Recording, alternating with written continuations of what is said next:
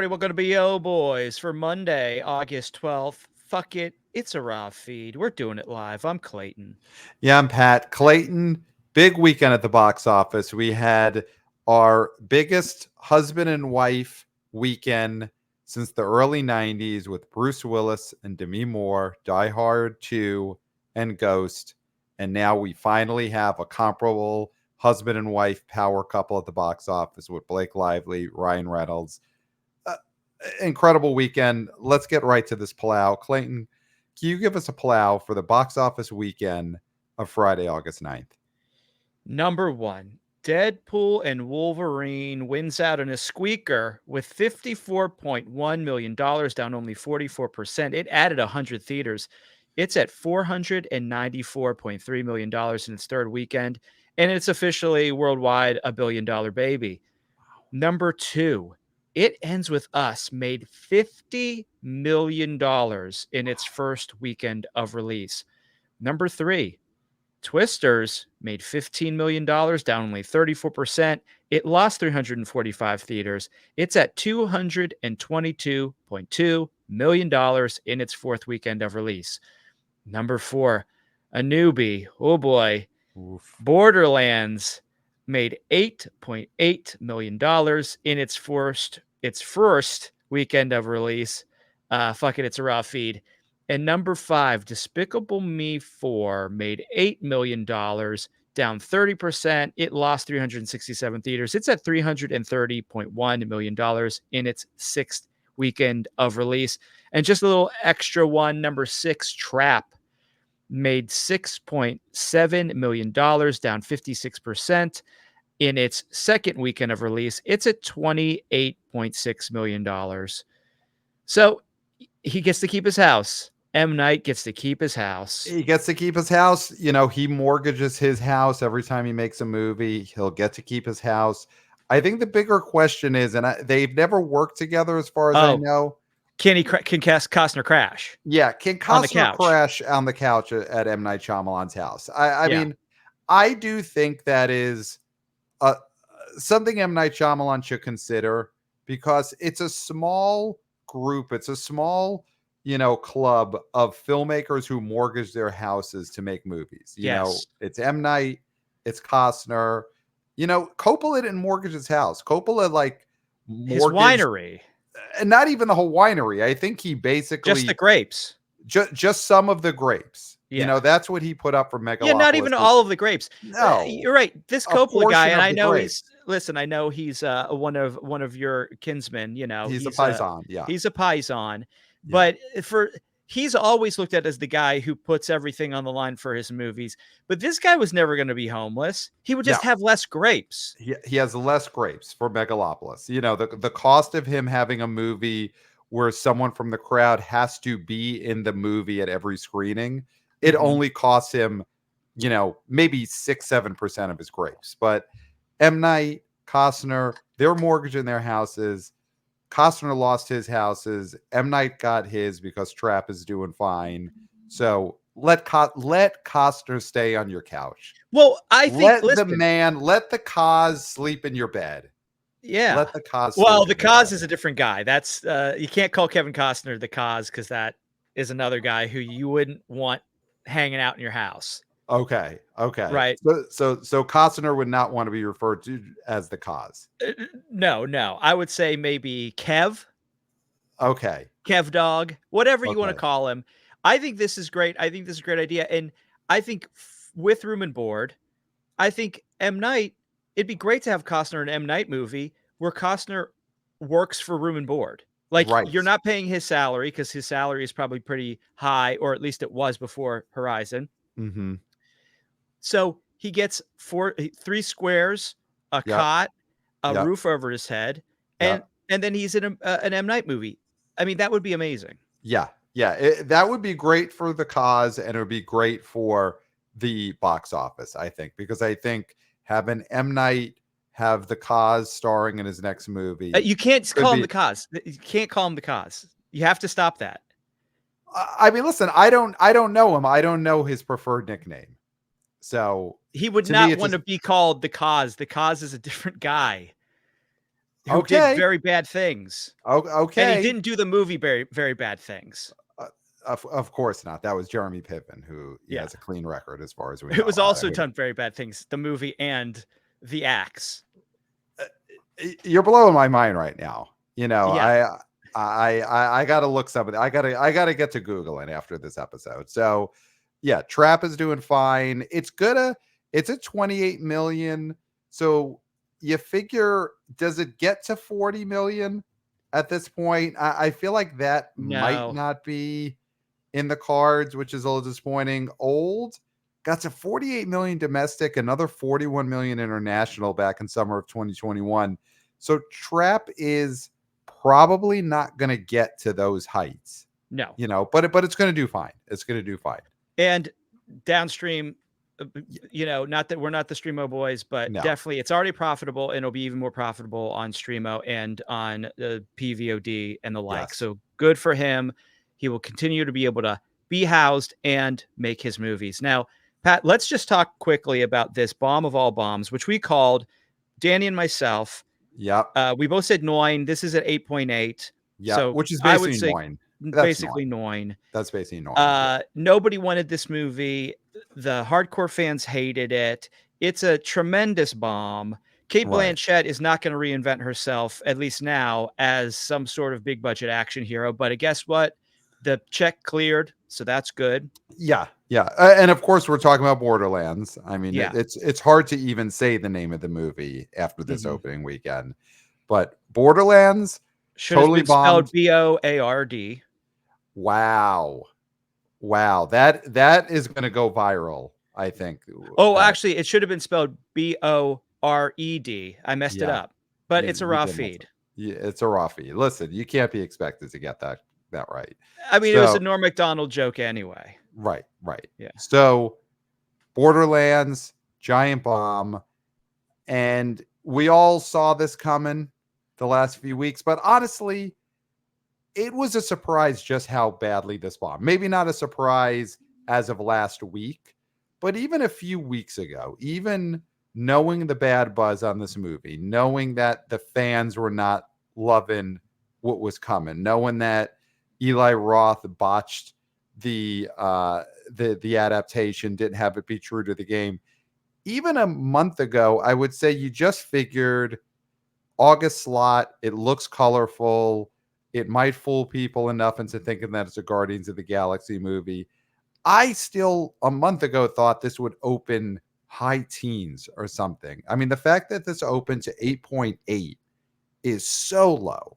I mean, it flew with the Angels. It flew with the Angels. This is when we say Flying with the Angels, of course, the Charlie's Angels reboot. This is Flying with the Angels. And you don't want your big, splashy tentpole movie to be Flying with the Angels. You just don't.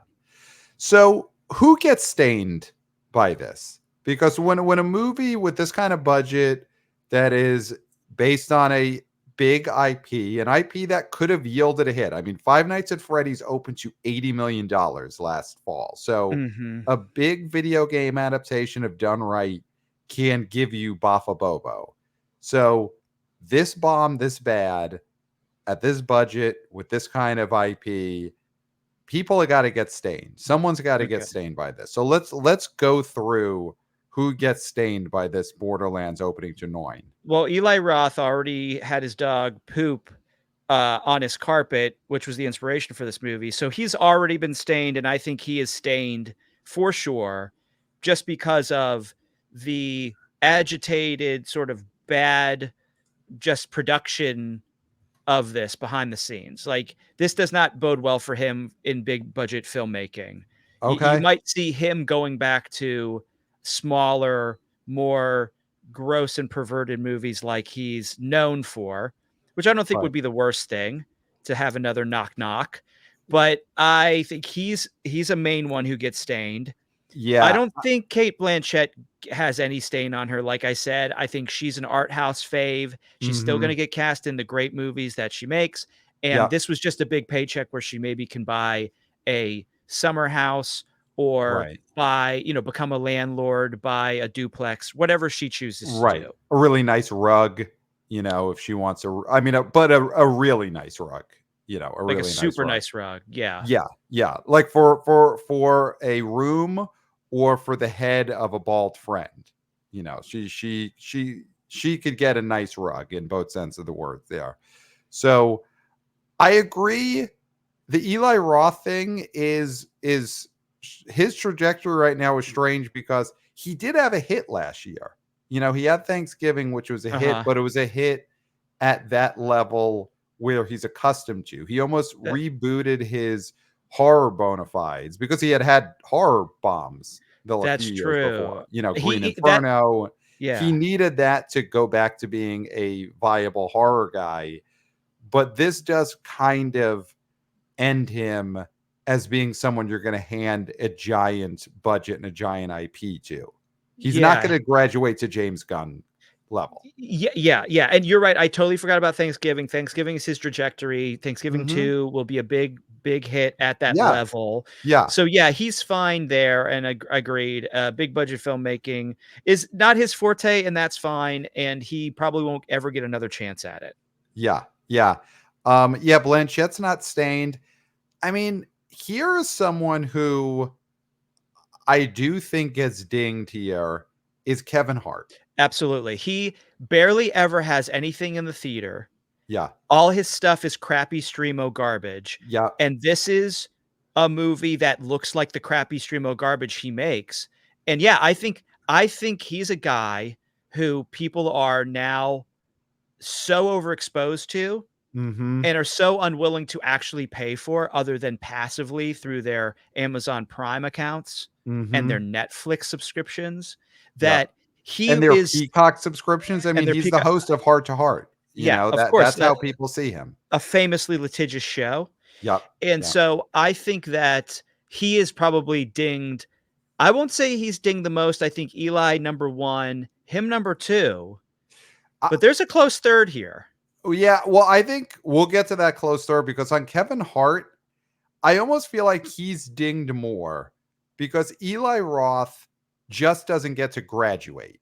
You know, Eli Roth was aiming for a graduation to a James Gunn level, and Mhm. this movie will push him, stuff him back down. I'll say Thanksgiving 2, which is a great spot for him to be in Yeah. because he can make any, you know, $10 million slasher movie he wants, but Yes. he doesn't get to graduate.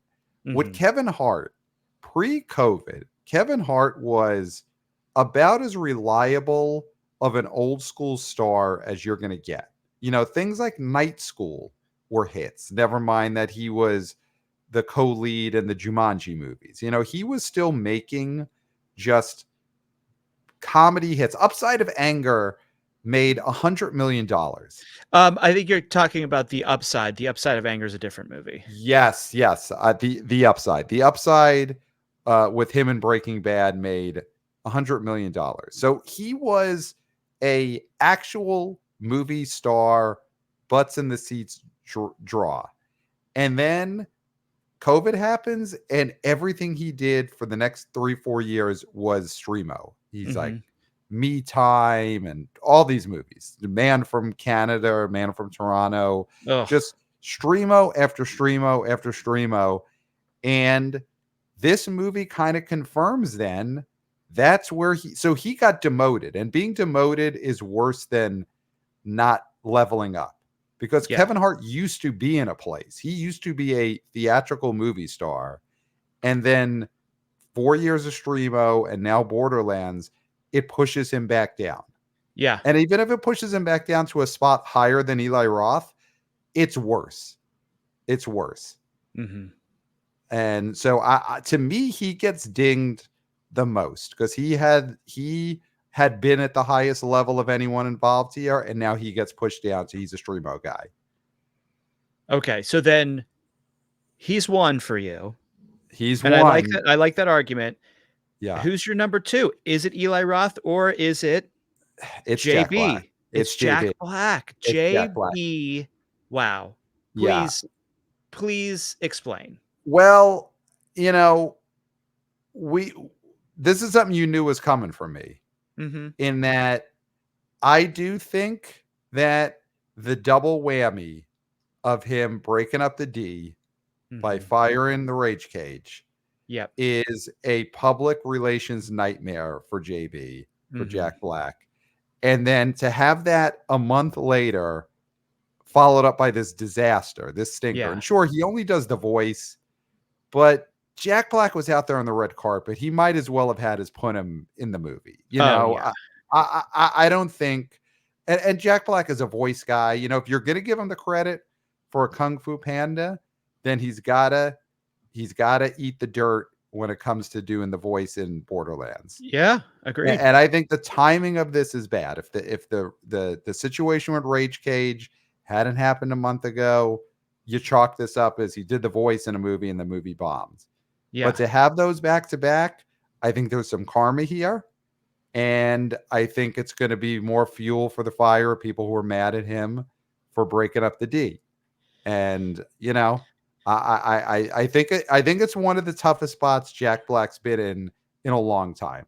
I mean, this is a gentleman who's had an up and down career. He was in the wilderness for a long time until he came back and resuscitated his career as a kids movie powerhouse, mostly Yeah. voice wise. Yeah.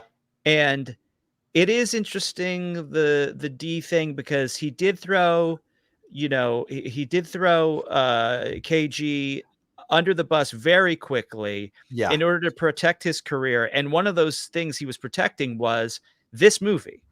So it makes him look even worse that he's protecting a terrible movie hated by everyone over his lifelong bandmate and friend. Yeah. Yeah. So, yeah.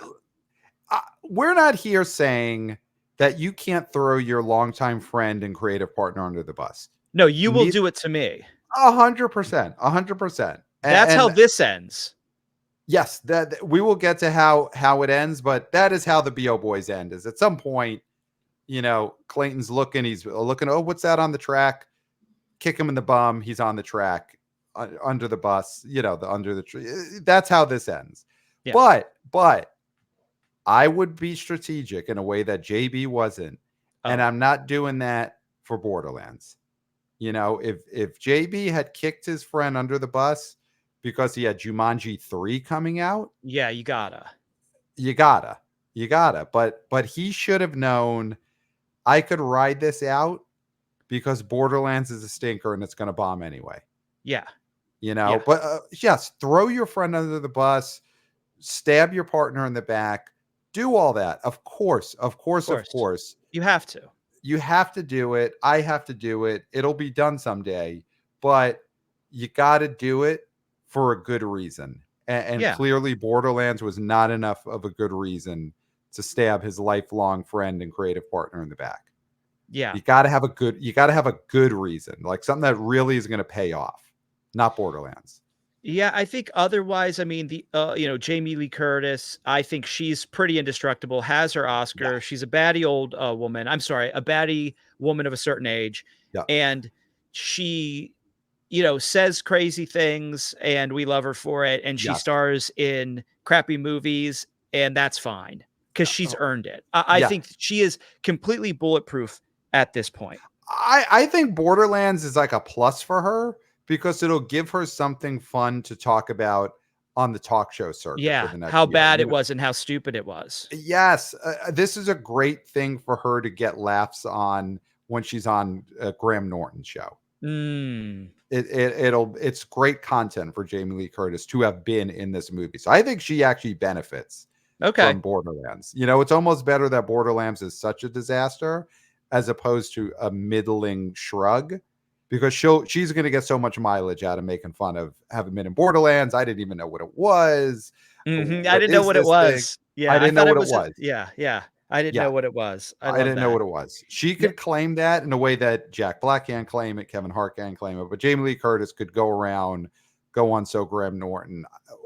I didn't even know what it was, and it'll be hilarious. Now, without invoking the wrath of Danny Eskimology from I Screen, You Scream 4. Or number four movies. Yeah. Movies. Does Borderlands put video game adaptations back in any way? Are we seeing this movie being that big of a red mark, a just bad seed Right. that will it ruin a lot of enthusiasm for other adaptations? Well, I think if you compare video game adaptations to superhero movies, I think video game adaptations are still in the 1990s, Uh-huh. in the sense of where superhero movies were in the 1990s, where we've now had our Batman 89, we've had our, I mean, maybe, or, we've had some Batman movies, X-Men is the late 90s. Like, we're in that Yeah. stage, And but you we had haven't got, Superman movies that did decently. yeah, but it's in the 90s. You still had superhero movies like The Phantom, or like uh Steel, Steel and Blank Man, and barbed they hadn't, wire. Barbed Wire. They hadn't quite figured out the comic book movies thing where everything was a hit, Yeah. and I think that's where video game adaptations are. We've I had our Super Mario Brothers movie, we've had our Sonic movies, we've had our Freddy. I want to say Freddy Got Fingered, but it's Five Nights at Freddy's. They've had a bunch of hits, but they Freddy's haven't Fingered. figured it out totally yet. Why is he so angry? Who knows? Why is he so angry? So yeah, I don't think it dings it. I think it's like any other genre where you could screw one of these up. Mm-hmm. And Marvel had that 10-year run where every single thing was a hit. Mm-hmm. And maybe that'll happen someday for video game movies, where they get a decade of just shit and gold with every movie, but we're not there. You're going to have your Borderlands, you're going to have your title redacteds that just don't end up working at the box office. And that's okay, because Zelda's going to come out, Super Mario Brothers, the movie 2 is going to come out, Donkey Kong's going to come out, Sonic 3 is going to come out and be gigantic. Freddy, Five Nights at Freddy's 2 is going to come out and be huge. Freddy Gets Fingered.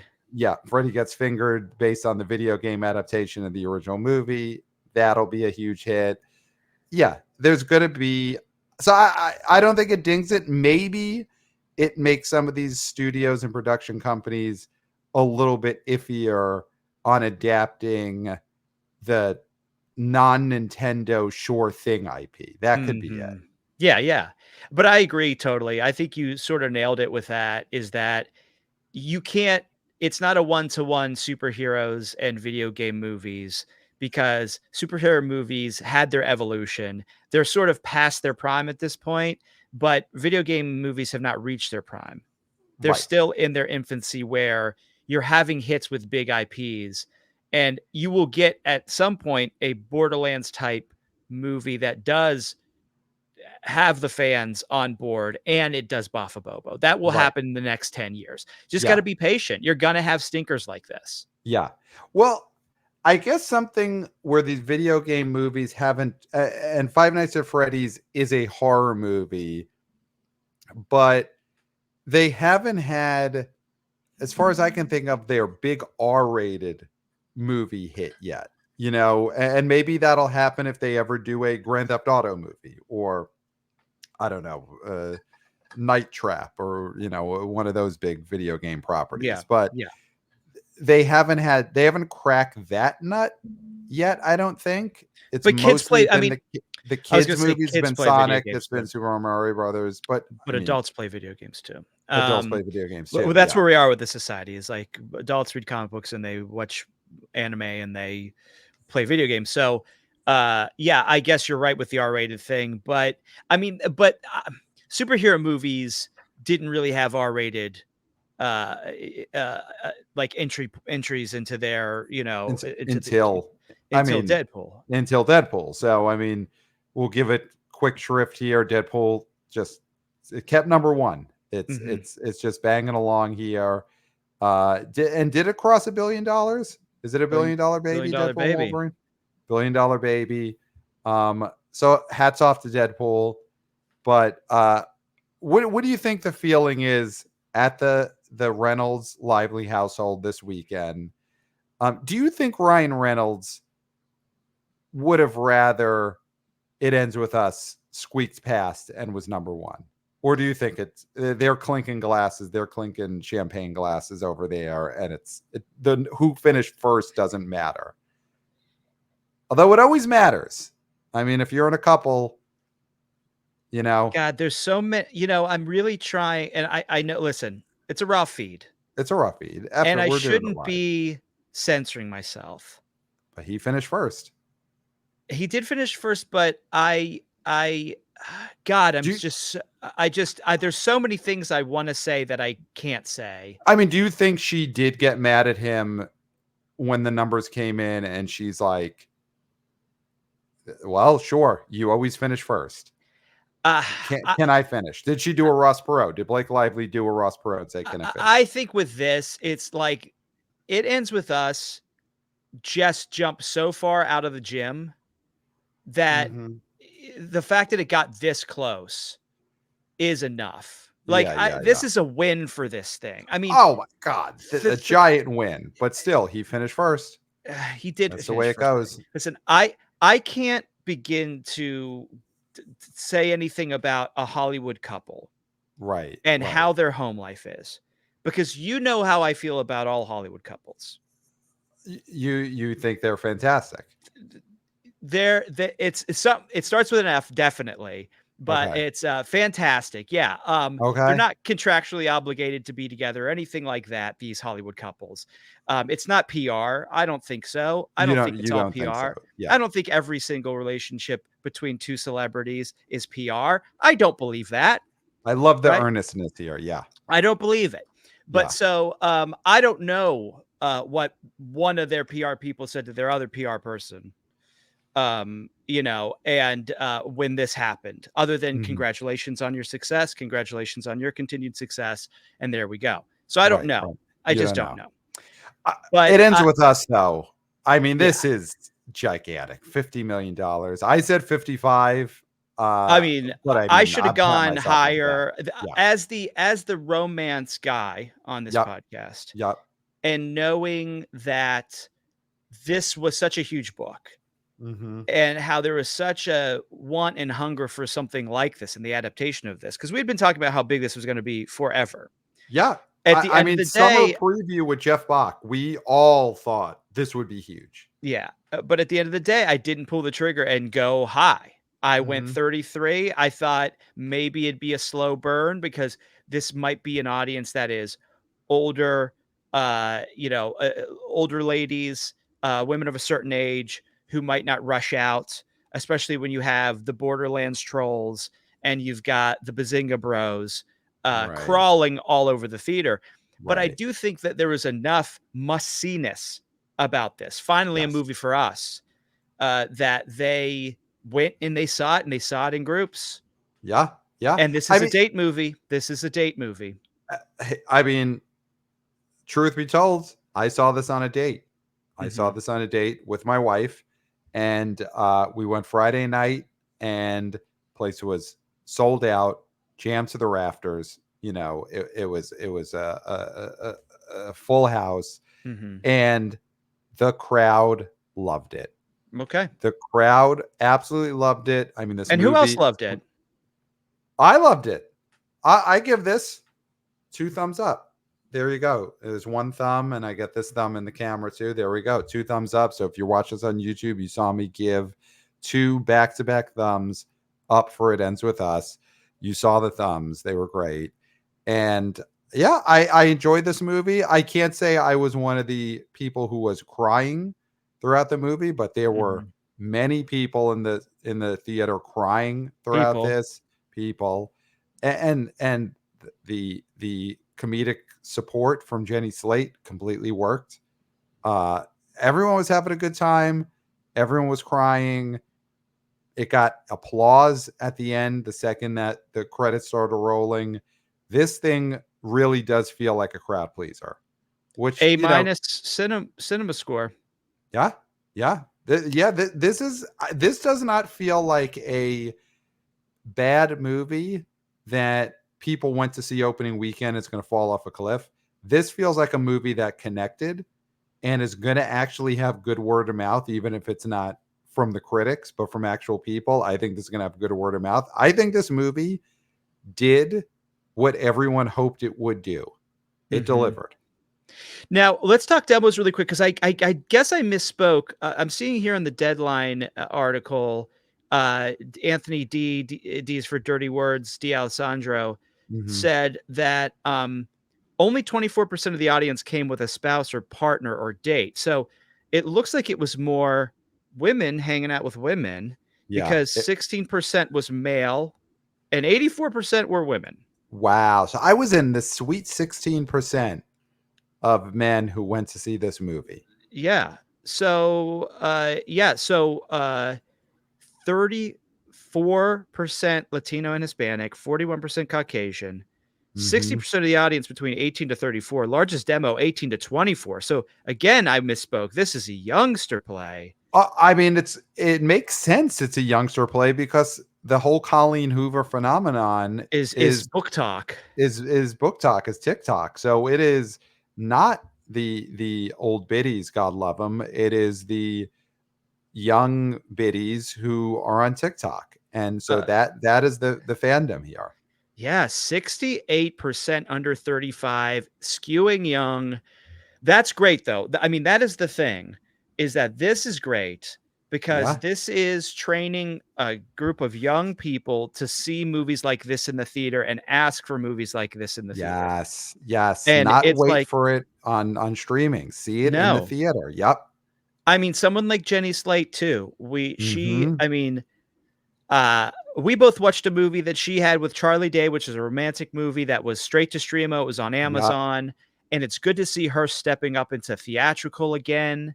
And that's the kind of thing is like, there are stars like her, and I guess I wouldn't call her a star, but somebody who is an actor who could have been relegated to the lead of terrible streamo comedies, which that one wasn't one, but she definitely could have done stuff of lesser quality. And she took a supporting role in this movie, and she's going to reap benefits. You've talked nothing but great things about Jenny Slate, someone you were already a fan of, but how much she adds to this movie, and people will recognize that. And they'll be like, why doesn't Jenny Slate do more stuff? Why can't we see her as a lead in something? People are going to hear this. Studios are going to hear this. And that is good for the Jenny Slate. Yes.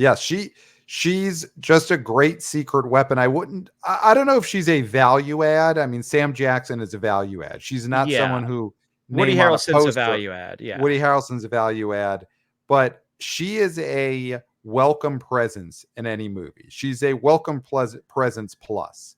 And I think when studios are filling out who's third, fourth build in their movies, she's at the top of that list. Yeah.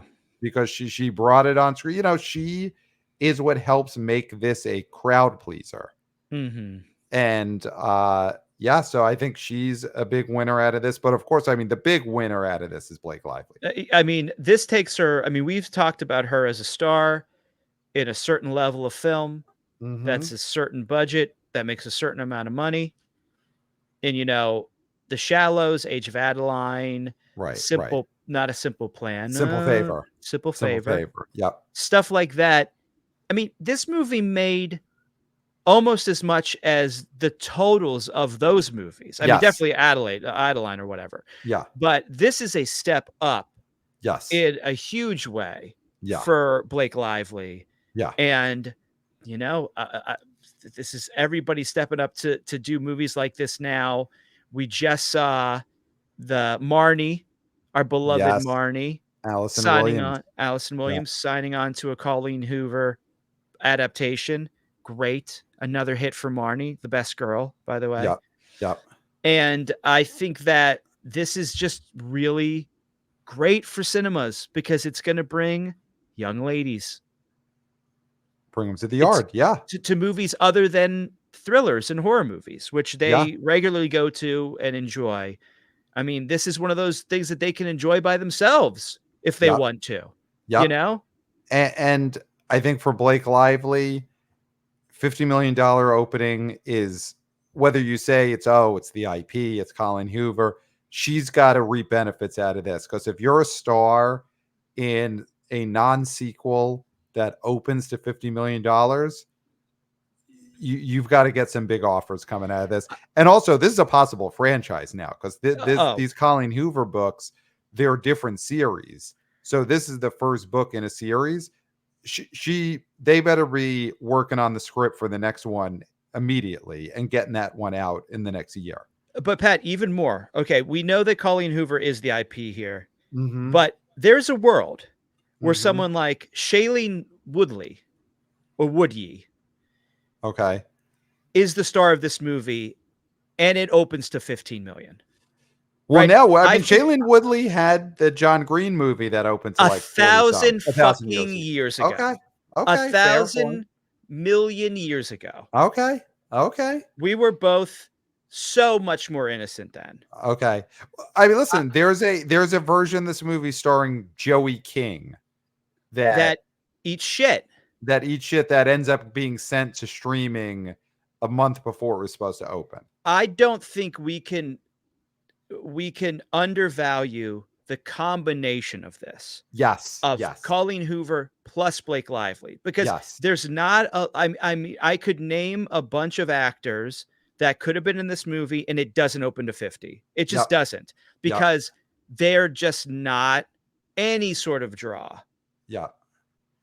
And it's the inherent star power that she brings. But I mean, there's a great article by Anthony Diaz for Dirty Words D'Alessandro on Deadline, where he talks about just the amount of work that she put into making this a hit. And I think that's a difference too with stars, because not to blame any star for their movie going to streaming or their movie not being huge, but the last couple of years we've watched some middling movies, these romantic movies. Nicole Kidman just did one with Zac Efron. It's on Netflix and everyone's going to forget about it. Anne Hathaway had the one where she was dating the young rock star, and that was on Amazon and came and went. Blake Lively made sure that this movie had every opportunity to be a big hit. She was invested in the marketing. She apparently would recut the trailer. She was, whether she pried it away or worked with him, she did a lot in terms of the editing and direction of this movie. Apparently, like, Blake Lively didn't just act in this movie. By all accounts, she was heavily invested in making it a hit. And you know what? Sometimes movie stars get a bad rap for that, but that's part of being a movie star, is being a controlling megalomaniac. Said positively there. Oh, yeah. That's part of being a movie star.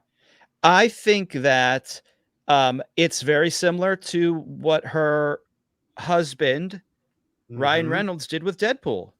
Yep. He shepherded that movie in a way because he was like, I know how to play this character.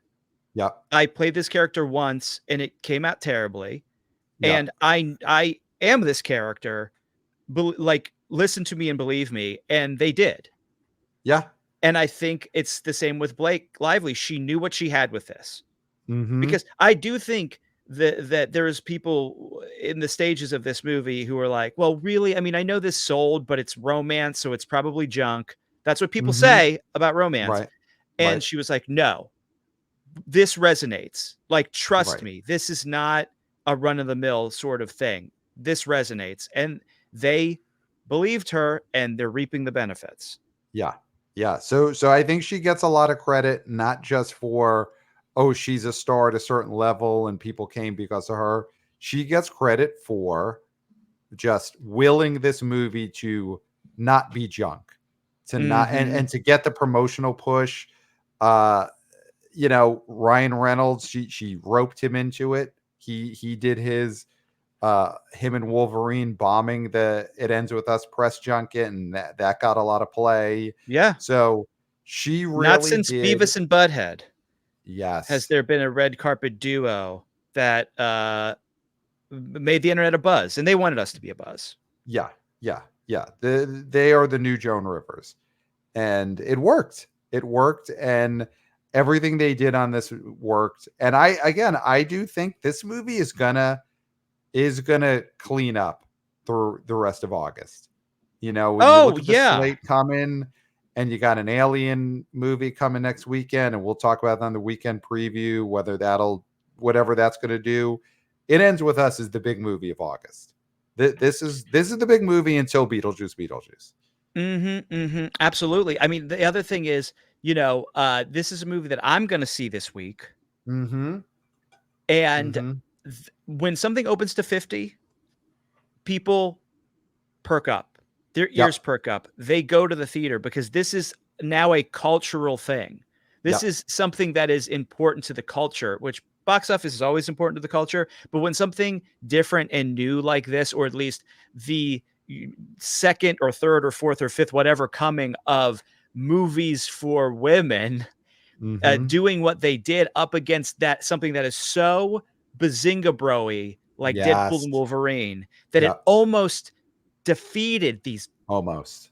fucking dorks. It like almost did it. Like that is a story.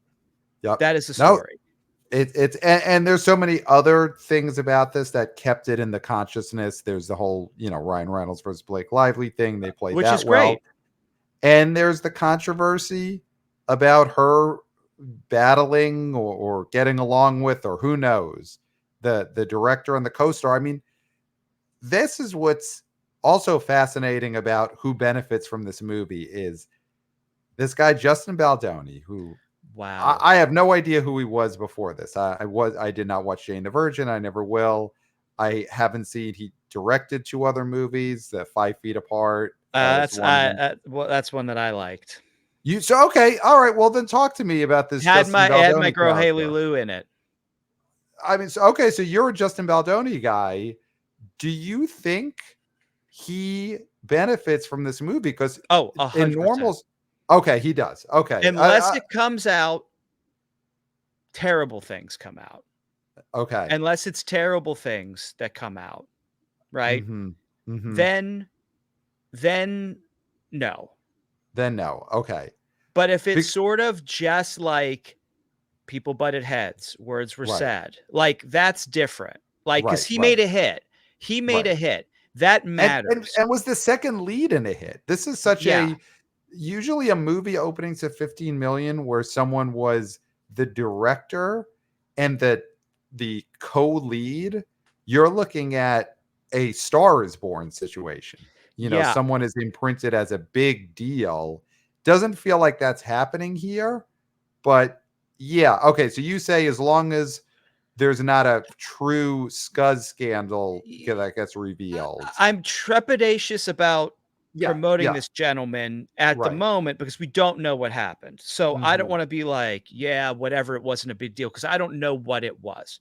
But I'm Yes, just yes. speculating Yeah, and regulating that right, if this is not anything more than your run of the mill, we had professional sort of communication issues. right, And I'm not going to stick up for the guy if he was yelling, screaming, shoving, throwing things. I'm not going to stick up for him there.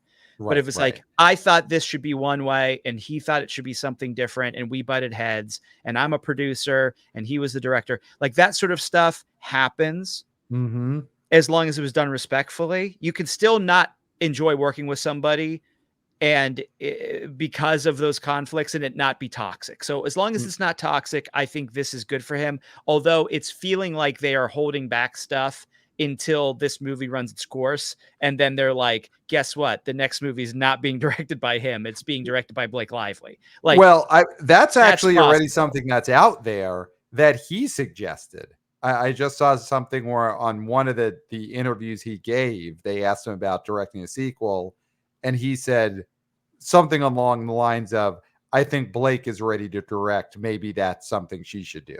So that So feels like then a he little knows. bit of he knows the writing's on the wall. He's not going to get another shot at this, and this feels like him saying, if she knows what she's doing, if she knows so much, why doesn't she do it? I mean, Right. that's what I'm interpreting from that. But Yeah. again, this is all speculation, and I don't know. Yeah. We don't know. How did he not know? But no, it makes sense that you don't know. We don't know. We But don't but know. there is something here where it's clear the studio. I mean, listen, that Deadline article, Anthony D is for Dirty Words, D'Alessandro, wrote a whole article on why Blake Lively should get all the credit for everything she did for this movie. An article like that doesn't just come about. It comes about because that is the article the studio wanted him to write. Not that he's a Yes. puppet, but you know, Not a puppet, he's not a getting puppet. not a puppet, but Deadline's getting access and those kind of things, leading him towards write an article about how Blake Lively was the creative force behind this movie.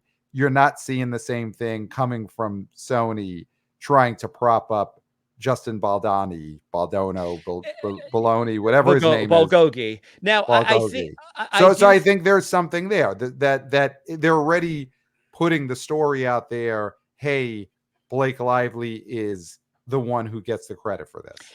And the honest truth here is,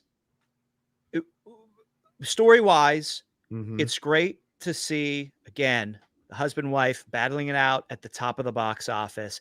The Yeah. fact that this is a female driven movie with a Yeah. female star that drove this movie right Yeah. in production. These are great stories. So Yes. if you want to sideline the man in this, Yes. it's great for the narrative, right? Yeah, makes sense. Yeah. And then also, if it turns out he is a scum bucket, then Yeah. it's better that he doesn't get propped up as some sort of savior of women's films. Yeah. So Yeah. again, like this is all very interesting, and we're of course going to be reporting on this as Yes. it Yes. Of develops course. 100%.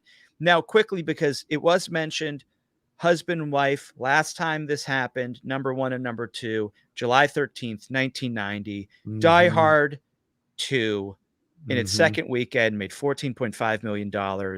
Total gross already 66.6. Wow. And then number two, right under that, A Newbie, one of my favorite movies of all time, Mhm. Ghost, made Mm. $12.1 million in its first weekend. That goes on to be a massive, massive hit, but Mhm. very close. I mean, listen, only 2 million apart for these movies. Yep. But interestingly enough, do you know what was number three? Okay, Days of Thunder. oh wow, with Cruise and Kidman. And Kidman. So this was a husband and wife sort of just huge weekend for husband and wife movies. Oh, could you imagine the number of copies of People magazine that were sold in those weeks, July of 1990, when you've got two different husband and wife megastars with the top three movies at the box office? Yeah. I can't even imagine how well People magazine ate back then. And they wouldn't have said it back then because that wouldn't have been a popular phrase. You know, you wouldn't have said, I'm eating up here. No. But People magazine was eating up there back in July of 1990. Back then, if someone said I'm someone's eating up here, that would mean that they were sitting on a steel beam eating their lunch out of a lunchbox, because people were still doing that back in 1990 and taking pictures of it, not selfies, like actual film cameras they had to develop. No, although it was probably just about falling out of favor by July of 1990, because eating on a steel beam with your lunchbox, I think it hits its peak in the 70s and 80s. By 1990, we're waning on steel beam lunchbox eating. Yeah, 1990 is interesting because it doesn't feel like the 90s actually started. It really feels like the 90s started with Nirvana and the grunge movement and things like that. So 91. So 90 was still the vestiges of the 80s. We've coined that for sure. Yeah. So, and number 5, really quickly, I just have to mention that I think all of the magazine covers, all the magazines were expecting this to be a giant, huge hit, and they probably had to sort of push this off the front page when it did not hit. Number 5, The Adventures of Ford Fairlane, starring Andrew Dice Clay, opens to 6.3. So I think that was supposed to be a huge hit, huge coming out party as a movie star for Andrew Dice Clay, which we now know as a great, just like supporting actor, character actor in great films. But they probably had to push him off the front page because of the underperformance of that movie, and instead had the husband and wives take the covers. Yeah. Yeah. Okay. I mean, listen, and there will be a day when we do a full multi-episode deep dive into the adventures of Ford Fairlane and its box office history. So that is coming someday. But let this whet your beak, whet your appetite for that. The movie that almost made a megastar, but didn't.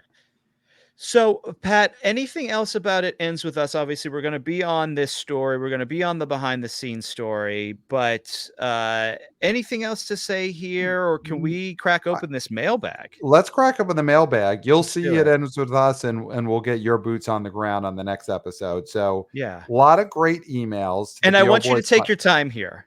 Yes, I'm going to savor these. Yeah. And I'm saying that with all honesty. I'm not trying to be glib. I'm saying the last time you opened the mailbag, or one of the previous times, I was rushing you, which was Yes, unfair to you and the fans. So I'm saying, take your time, within reason, obviously, take your within time. reason. Yes, of Don't use course. this as an excuse to torture me out of petty revenge. Don't do that, but Right, right. just reasonable amount of time for Middle this. ground. Find the middle ground. Okay, Love it. so I mean, let's start with we're a little late on getting to this, but Javier, The our great our Javier. college correspondent, he did another boots on the ground student survey. This was for the month of August. Mm-hmm. And he writes, Dear BO Boys, got the August survey results. This time's for movies releasing August 24. I went with Trap, Borderlands, Alien Romulus. Craven the Hunter was originally on here, but had to scratch it off once it got delayed. Admittedly, there wasn't as much awareness among the people surveyed of these titles as this was done back in April. But despite that, Trap got the most check marks. Alien Romulus got next. Then Borderlands close behind. I'm getting very bullish on Trap. I feel it's the kind of film good reviews, reception could be a solid breakout. Now, with the school year starting, I look forward to doing more of these surveys and spreading awareness of movies and the box office as much as I can. As always, keep doing what you do. Want to be oh boy, Javier. P.S. I would love to be part of the video for the live tour if possible. Javier, I will send you the instructions right now, and that gives me just an opportunity to mention I did send out today, just today, the instructions to everyone who wanted to be in our big tour video. But if you didn't get that email today and you still want to be a part of the video, there's still a chance to be in it. So email us, theboboyspodcast@gmail.com. Let us know if you still want to be included in the video. If so, I'll send you the instructions on how to be a part of it. And Javier, that'll be coming your way. I did not see your PS in this email, but I will send you that.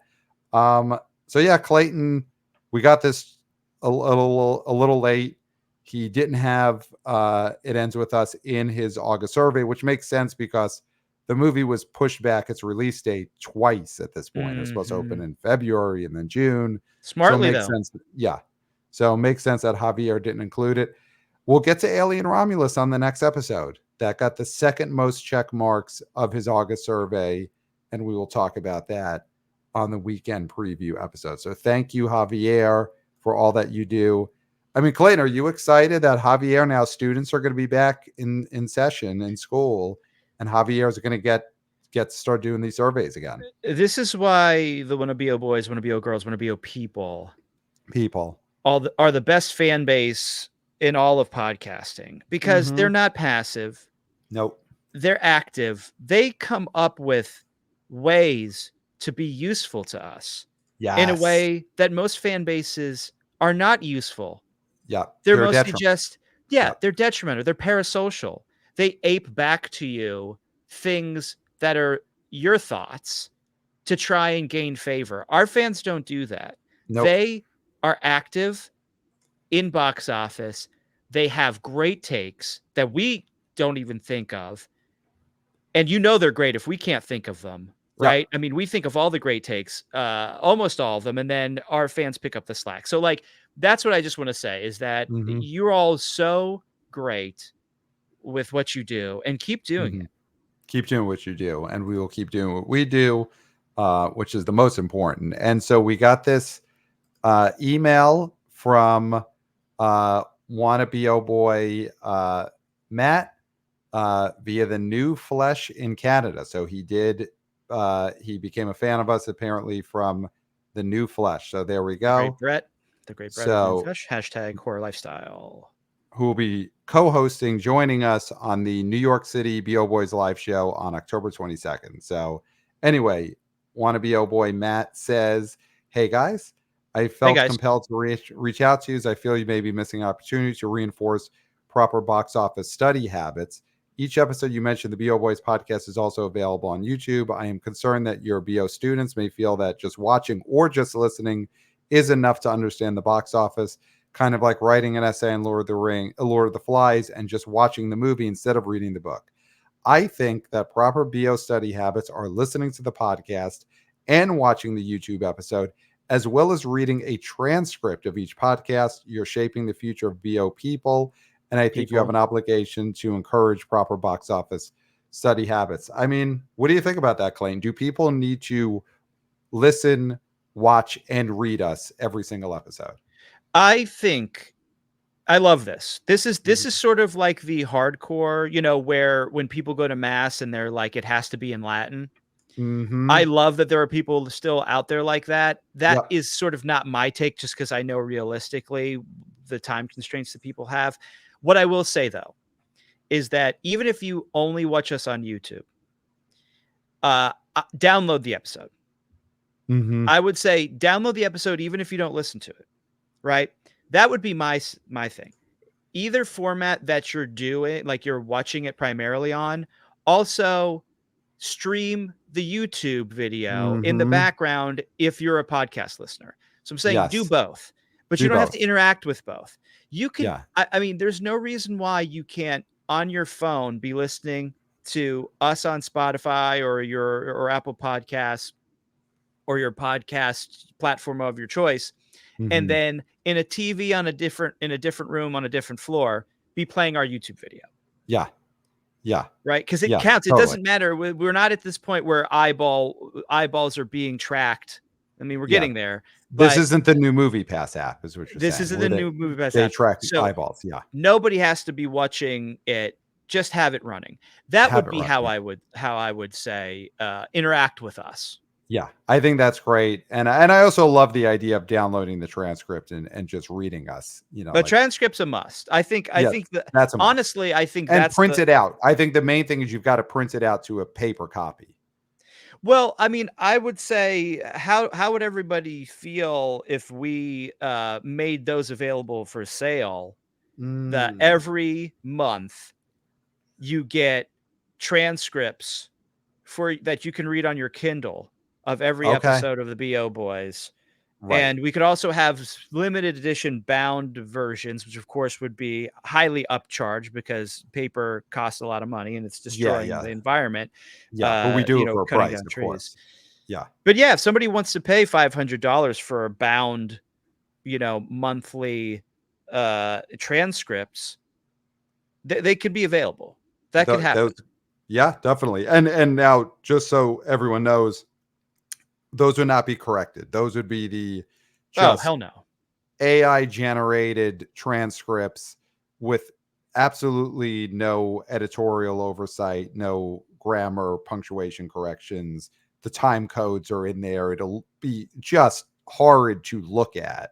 Mhm. But if you give us $500, we will download it, put it on paper, Slap a mail it to you. cover on it. Yeah. Slap a cover on it. Yeah. So I love that. Great suggestion there from Matthew. So we, on our one of our recent episodes, we were talking about upcoming Oscar hosts. We threw out Oh, there Hugh Jackman, Ryan Reynolds. I think I pitched that as they got to host the Oscars. This is, if Mulaney's not going to do it, Jimbo Kimball's not coming back. What about Deadpool and Wolverine? So we got this from Aaron out in Aurora, Illinois, from, of course, home of Wayne and Garth. Wayne and Garth. Party on. Schwang. Swing. So party on, Aaron. He says, hey, BO boys, there is no need for polls. Hugh Jackman was a great host in 2009, complete with a Billy Crystal-esque musical number, mentioning all the nominated movies, but better. Anne Hathaway wishes she had Hugh's hosting talents. Kimmel is fine, but it's time to get back to actors hosting again. ABC would do well to get Jackman and Reynolds locked in to pull in younger audience of moviegoers who would otherwise tune out. Aaron from Aurora, Illinois. Party on, Aaron. I love Party on, that, Aaron. obviously, because I suggested it. I agree. I think that would work. I do think younger people would be into that. Let's see, Clayton. We did argue about who would be the James Franco if you're comparing Jackman and Reynolds to the Hathaway and James Franco pair. Mm-hmm. And I think I said Reynolds. Was my take that they were both the See, Hathaway? I love what was this. the argument? I love Yeah, this I love because this too. I you love this too. can't even remember what you are arguing for. Yeah, but I'm which so for destroys your argument, and therefore I win my argument because you can't even it. remember. Oh no! You were arguing Move where the food is. Here we go. Here's what I'm going to say. I thought that there was more Franco in Ryan Reynolds. No. Than there would be in absolutely not in Hugh Jackman, which would be zero Franco in Jackman. He's got a little Franco in him, just a little bit. The argument is who has the most Franco. That's the argument. That's the argument. And Ryan Reynolds has more Franco by a country mile. He has no Franco. Hugh Jackman. Pure smart. No, you can't say that he has no Franco.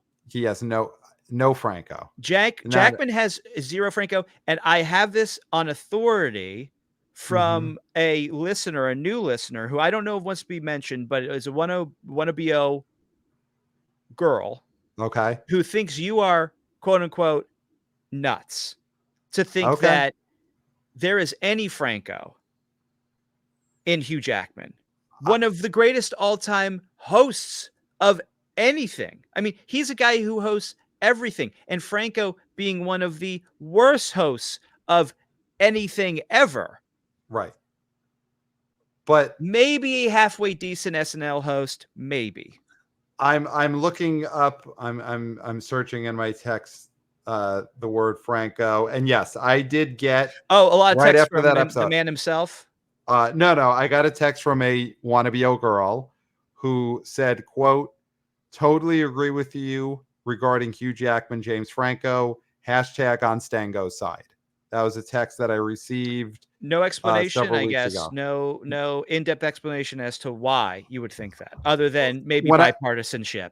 When I tell you who this wannabe girl is, you'll understand she doesn't need to explain herself. She's been with us for a long time. I'm acting like I don't know who this is. I know who this is. So, this is someone who all she needs to do is say her opinion. Can you, because I received these texts. Let's read the email.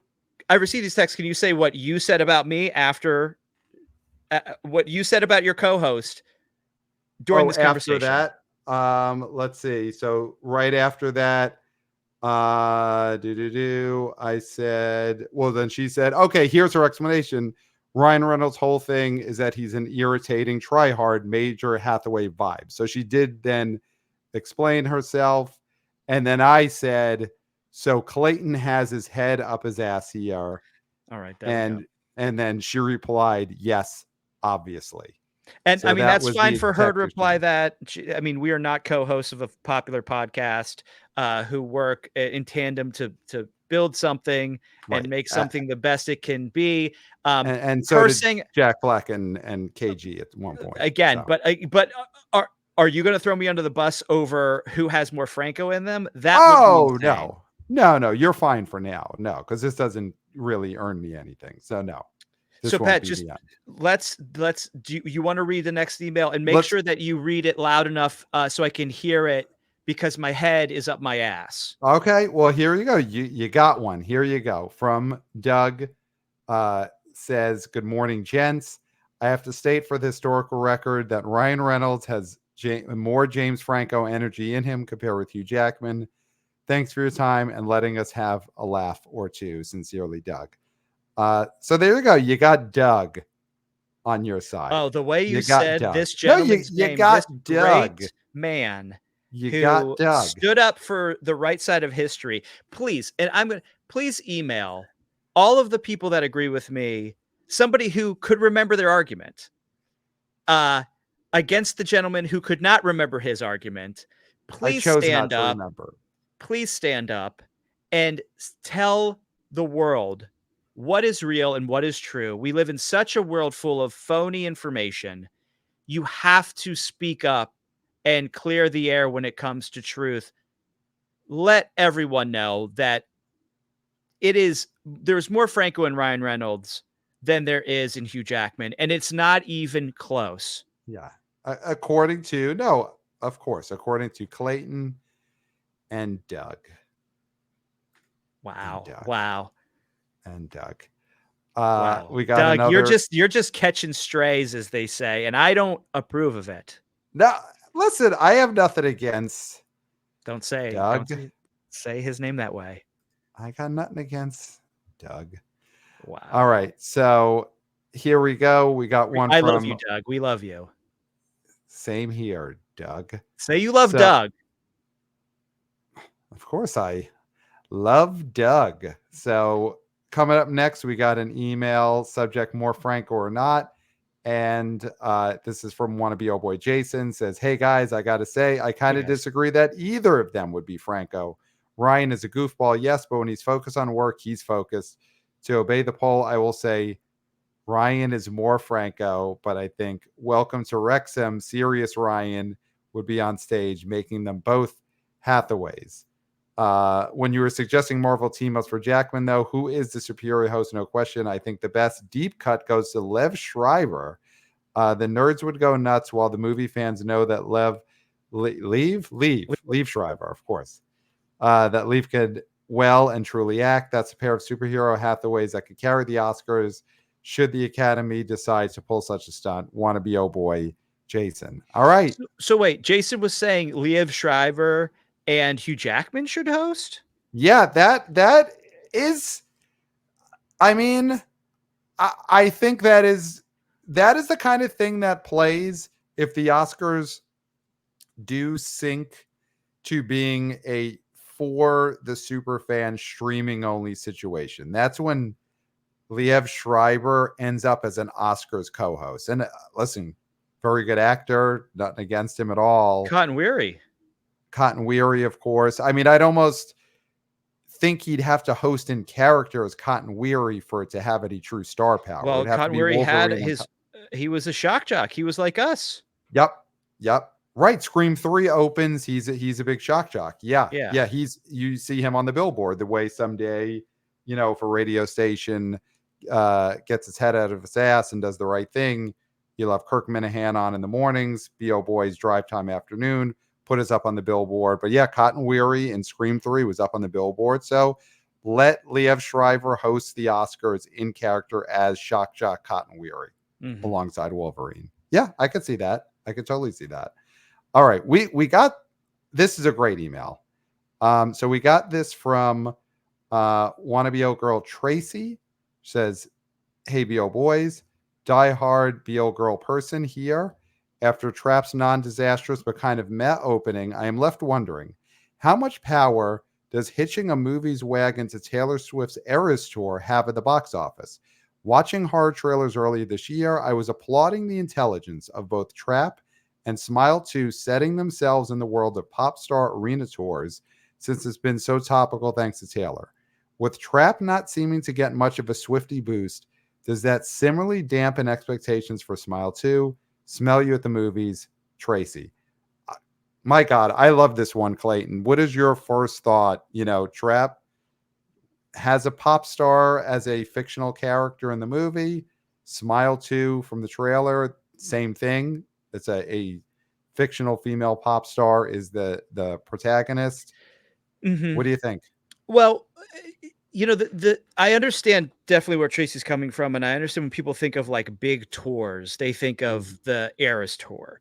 The only thing is these pop stars in both of these movies, one of them being Raven, right, in Trap.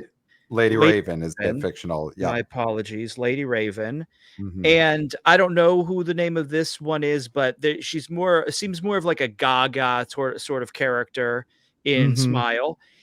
They're not really equivalent to a Taylor Swift. Taylor Swift is such a singular sort of performer on this tour. like, and again, I'm gonna try. I mean, she did do Buffo Bobo with that presentation she had. I'm not gonna call it a movie. That Yeah, event, Restore the that movie. Fathom Yep. event she had, but Restore the there's movie. Huge there's a movie. certain sort of vibe she has, some sort of um thing that these characters don't necessarily have. They don't seem as like over the top pandering to their audience as someone like Taylor Swift is doing. Okay, so this is getting The personal faux now. humbleness that is so uh, confounding to me.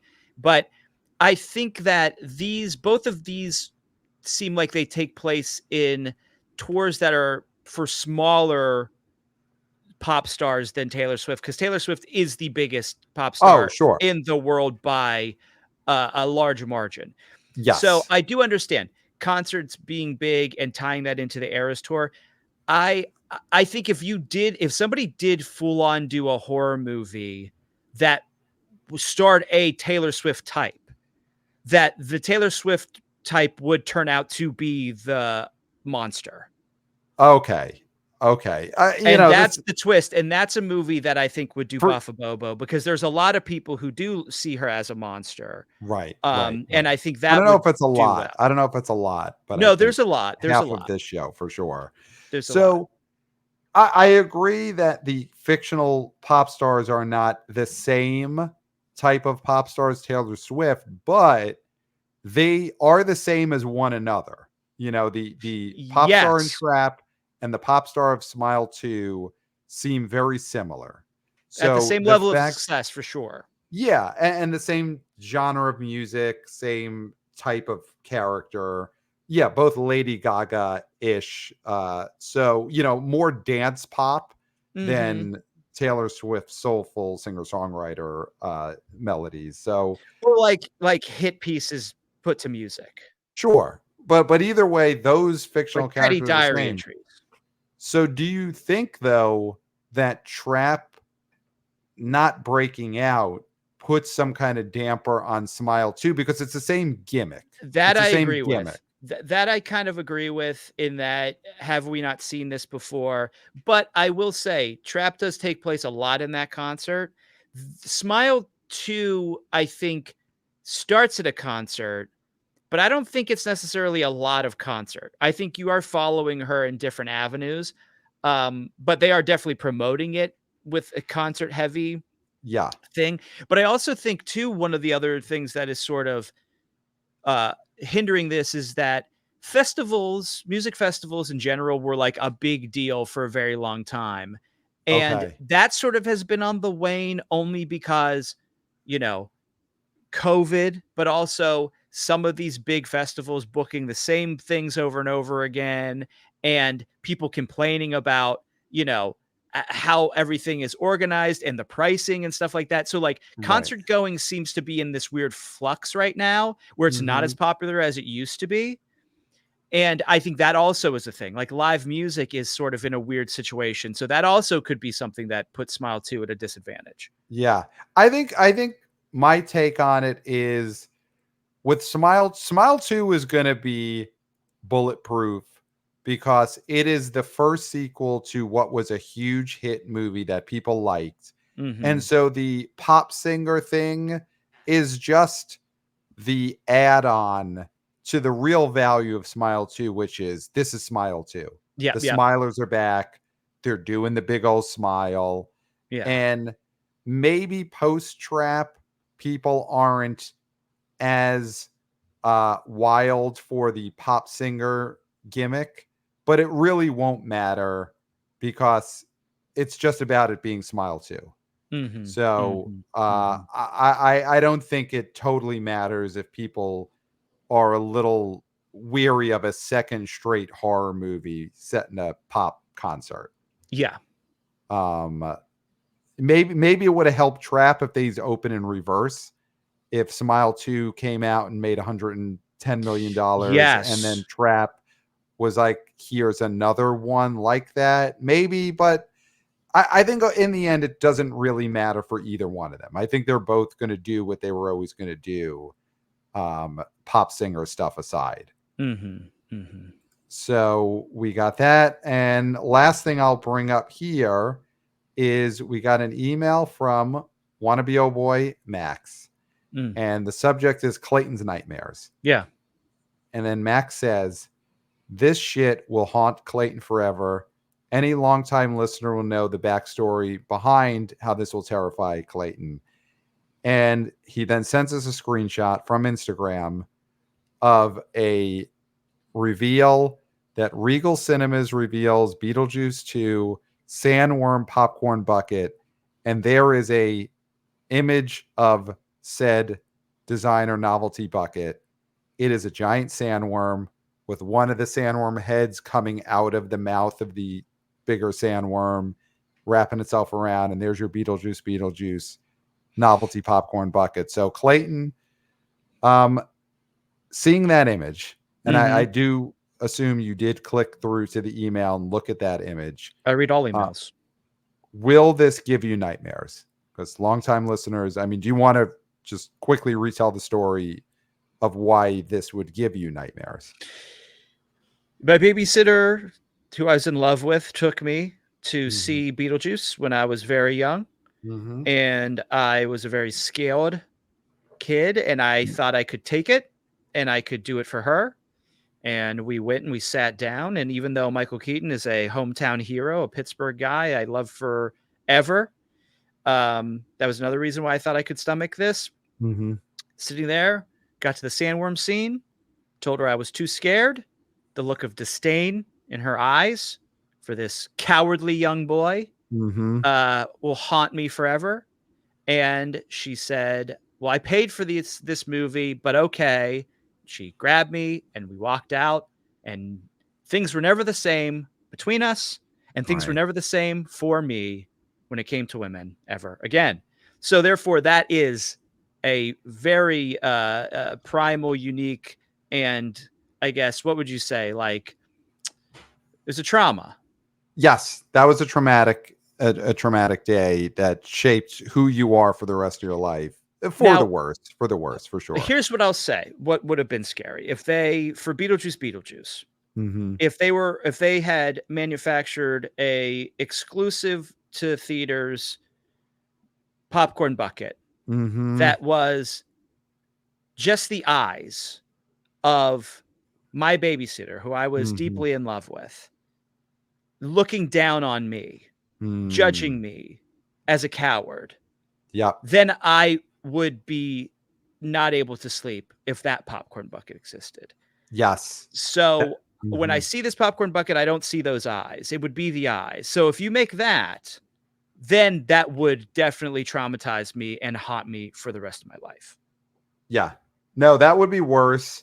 It would be a confusing choice by Warner Brothers. It could be very limited. It wouldn't have to have a big run. I do wish I had the ear of whoever was behind creating the novelty popcorn buckets for Warner Brothers, because I would have loved to have made that happen. So even if they only made a handful of those, but we made sure to target it to theaters that you were going to be at. And of course, I'd work with them to make sure got you to that particular screening where that particular popcorn bucket would be, of course, so that you could see a display. This would have to be a full display, 30, 40 buckets, have the display be as tall as you are. So you definitely get you right at eye level, and you see a popcorn bucket with the disgusted face of your then babysitter. I wish it was just disgusted. There was more to it. Yeah. We'd have to find her, and we'd have to have, because she, as you have, the age since then. So we'd have to do some kind of de-aging of her to make sure that she looked exactly as she did when you were 7 years old and scarred for life. Yeah. She would have been probably 17. Right. Whereas now she would be late 40s? Yes. No, she would be early 50s. Early 50s. So. 50, yeah. 50s. Yeah. So myself, the Warner Brothers marketing and design departments, we'd have to locate this babysitter who's in her 50s, de-age her face to what she looked like when she was 17, recapture that look of disdain, disgust, and turn it to a popcorn bucket, and then make enough and send it to the theater, which I took you to see Beetlejuice. Mm-hmm. And it would be one of the great targeted marketing stunts of all time. Absolutely. Yeah. So, but that's not going to happen. So, you know, who knows? Maybe the sandworm bucket will just bring out those same feelings in you. Yeah, we could only hope, right? Yeah, definitely. I mean, you could only hope. Oh, it'd be great. It would be, listen, here's the thing. It'd be great content for the show because I'd have cameras rolling the whole time. Mm-hmm. So those are all the emails that we have. So, of course, email us, theboboyspodcast@gmail.com. Love getting your boots on the ground reporting, your predictions, mix it up with some of the debates we've had on the show, point out any novelty popcorn buckets that might dredge up childhood traumas for Clayton. Of course, send those pictures if you can. And yeah, theboboyspodcast@gmail.com. And of course, if you still want to be part of our live tour video, there's still a chance, but you got to email us quickly. Let us know, and I'll send you the instructions, theboboyspodcast@gmail.com. Of course, follow us on social media at theboboyspod on Twitter X and on TikTok. Wannabe senior intern Christopher just continues killing it with the vertical clips. Read our Substack. We got new articles coming very soon on the BO Boys Substack, so subscribe. Link in the show notes there. Tickets on sale for all the live shows. So Los Angeles, October 8th with Scott Mendelson, Jeff Bock. New York City, October 22nd. We got Bread in the New Flesh and special guests. And November 16th in Boston, KIRK Minihane. So get your tickets. All the links are in the show notes there. And 5 stars on Apple Podcast. Of course, Clayton, we're YouTubers. Hey, guys. Hey, guys. So watch us on YouTube and then download the transcript or pay us, and we will send you a leather-bound copy of the transcript printed out for a huge, huge markup. And God, I think that's it, Clayton. I think we've said it all. Pat, you've said it all, maybe too much. There's Maybe. nothing left to say. Nope. All right, I'm out of here. Except for, until next time. We'll smell you at the box office. Nailed it.